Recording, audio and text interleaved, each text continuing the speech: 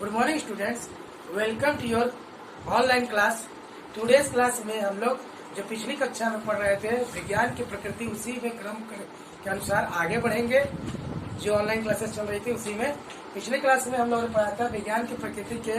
हम लोगों ने 5 पदों पर चर्चा कर ली थी, जिसमें से पूरे 12 पद थे। पहला हम लोगों ने पढ़ा था प्रकृति का नियंत्रण, दूसरा ज्ञानेंद्रियों द्वारा प्रकृति का निरीक्षण, तीसरा कारण तथा प्रभाव का संबंध, चौथा सिद्धांत तथा नियमों की स्थापना, पांचवा समयानुकूल विधि का प्रयोग। और आज के क्रम में हम पढ़ेंगे घटनाओं का क्रमानुसार सही, सच्चा तथा वास्तविक अध्ययन करना। उसके अगला मापन का प्रयोग करना। उसके अगला रहेगा सजीव तथा निर्जीव का अध्ययन करना। अगला रहेगा विज्ञान की पद्धतियों का तथा उपागम। अगला रहेगा वैज्ञानिक अनुसंधान में परिकल्पना एक मानसिक उपकरण का कार्य करती है। और उसके आगे रहेगा प्रत्येक खोज में नियंत्रित प्रयोग आधारभूत है। और लास्ट रहेगा विज्ञान का ज्ञान वर्षों तक संचित ज्ञान है। जैसे हम क्रम में पहले पढ़ चुके थे, पहला प्रकृति पर नियंत्रण। जो विज्ञान है वो क्या होता है, उससे हम अगर सही से जान जाए कि सही क्या है गलत क्या है, तो प्रकृति के बेस पर उसी के हिसाब से करते हैं। और दूसरा हम लोगों ने पढ़ा था ज्ञानेंद्रियों पर के द्वारा प्रकृति का निरीक्षण हम अपनी ज्ञानेंद्रियों द्वारा करते हैं। प्रत्येक प्रकृति का हुआ ज्ञान जो हम अपने को अनुभव प्राप्त करते हैं, वो किससे करते हैं? ज्ञानेंद्रियों द्वारा ही कर सकते हैं। और विश्वास किया जाता है कि विज्ञान के क्षेत्र में उसी ज्ञान का पर विश्वास कहता है जो हम अनुभव करते हैं। और इसके लिए हमें अपनी ज्ञानेंद्रियों पर को जागृत करना होता है। ये पढ़े थे कारण तथा प्रभाव का। अगर हम कारण जान जाएंगे कॉजेस कि किस कारण क्या चीज हो रहा है, तो हम प्रभाव के बारे में भी जान सकते हैं। उसके आगे हम पढ़े थे विज्ञान सिद्धांत तथा नियमों की स्थापना। प्रकृति में चारों और भिन्न भिन्न प्रकार की घटनाएं होती है। प्रत्येक घटना अपना कुछ विशेष गुण होता है। साथ ही बहुत सी घटनाओं में कुछ समानता भी होती है। इन गुणों के आधार पर ही हम कुछ नियम तथा सिद्धांत निर्धारित करते हैं। इन सिद्धांत तथा नियम के आधार पर ही हम नवीन घटनाओं का तोला जा सकता है, तोल मटोल कर सकते हैं कि और उसका वर्गीकरण और सामान्यीकरण कर सकते हैं। अगला था हमारा समयानुकूल विधि का प्रयोग। विज्ञान के क्षेत्र में भिन्न भिन्न उदाहरण क्रमानुसार अध्ययन किया जा सकता है। उन उदाहरणों तथा घटनाओं के गुण प्राप्त किए जाते हैं और उसे तथा एक ही प्रकार के उदाहरण को एक साथ रखकर कोई नियम या सामान्यीकरण निर्धारित कर सकते हैं।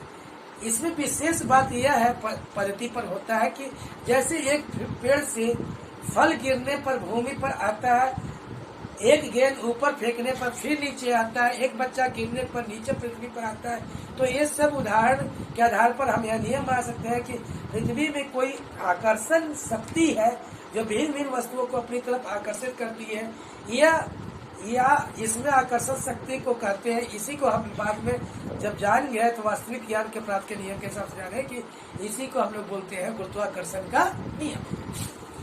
ठीक है, समय के हिसाब से बदला। पहले इसको नियम ऐसे ही बोलते थे, और एक बार नियम के बन जाने पर उससे भविष्य में नवीन घटनाओं के विश्लेषण कर सकते हैं और उसको सहायता ले सकते हैं। अगला है घटनाओं का क्रमानुसार सही, सच्चा और वास्तविक अध्ययन। That means systematic, exact, true and real study of the phenomena of nature. विज्ञान के प्रकृति में घटनाओं का एक निश्चित क्रम में अध्ययन होता है। इससे मानसिक कार्य भी एक क्रम में हो सकता है। साथ ही साथ किसी भी घटना को स्पष्ट तथा सही जानने की चेष्टा की जा सकती है। इस प्रकार वस्तुओं का वास्तविक ज्ञान मानव को होता चला जाता है। किसी भी नवीन घटना का अध्ययन उपर्युक्त दृष्टिकोण के सम्मुख रखकर किया जाना विज्ञान की प्रकृति में आता है और व्यक्ति का अपना एक विशेष प्रकार का दृष्टिकोण बन जाता है। यही सही है, सत्य है। वास्तविक ज्ञान व्यक्ति के जीवन में लाभप्रद होता है और व्यक्ति जीवन में सदैव सफल होता रहता है। अगला मापन का प्रयोग, यूज ऑफ मेजरमेंट। प्रकृति में होने वाले दैनिक घटनाओं का उपयुक्त ज्ञान लाभप्रद होता है। इस ज्ञान को प्राप्त करने के लिए किसी मानव प्रणाली का होना अत्यंत आवश्यक है। यह ज्ञान विज्ञान के क्षेत्र में गणित के ज्ञान पर आधारित होती है। इस प्रकार गणित के क्षेत्र में मापन का सही ज्ञान अति आवश्यक है। यह जब ज्ञान होता है तो उसका उपयोग विज्ञान में होता है। इस मापन के प्रयोग से प्रत्येक घटना को सही रूप में आंकड़ों के रूप में आंका जा सकता है। जीवन के ठीक और सही ज्ञान का आंकड़ा निकाला जा सकता है। इस प्रकार लंबाई, चौड़ाई, भार, आयत आदि सही ज्ञान हो जाता है। इसी प्रकार घर में प्रकाश हेतु बिजली खर्च होती है तो उसका ज्ञान तो विज्ञान द्वारा ही प्राप्त होता है, परंतु कितनी खर्च हुई है, मीटर की रीडिंग क्या है, इसका आकलन किससे? गणित के माध्यम से करता है। सजीव तथा निर्जीव का अध्ययन, study of both living and non living. जीवन की प्रकृति में संसार में पाई जाने वाली सभी सजीव और निर्जीव वस्तुएं का अध्ययन किया जाता है। विज्ञान की प्रकृति के अंतर्गत रखते हैं। ये दोनों का अध्ययन इसलिए आवश्यक है क्योंकि इनका संबंध मानव जीवन से हमेशा रहा है। इसके अध्ययन करने हेतु संपूर्ण विज्ञान के क्षेत्र का वर्गीकरण किया जाता है। इस वर्गीकरण में वस्तुओं की स्थिति तथा समझने में सरलता होती है। अगला, विज्ञान की पद्धतियों तथा उपागम, methods and approach to science.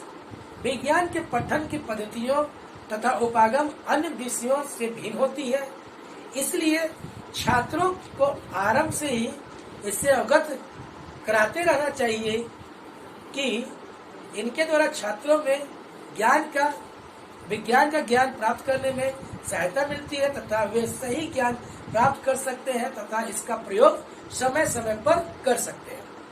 अगला, वैज्ञानिक अनुसंधान में परिकल्पना एक मानसिक उपकरण का कार्य करती है।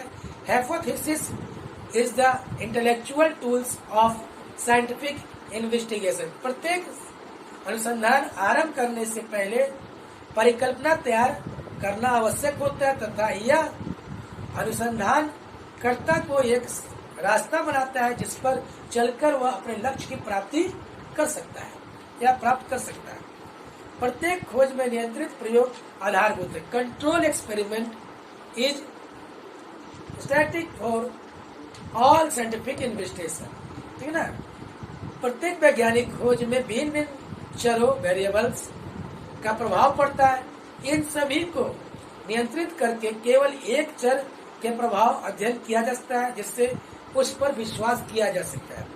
अंत जो लास्ट है, विज्ञान का ज्ञान वर्षों तक संचित रहता है। Knowledge scientific knowledge is intuitive in nature. हमेशा यानी रहता है। मानव को धीरे धीरे विज्ञान का ज्ञान हो जाता है। जैसे जैसे समय बदलता है वह उसको क्या करता है, अपने बनाता है और भविष्य में भी इस्तेमाल करता है, इसलिए उसे संचित ज्ञान करते हैं। फिर से हम रिपीट कर रहे हैं कि आज हम लोगों ने विज्ञान की प्रकृति में क्या पढ़ा।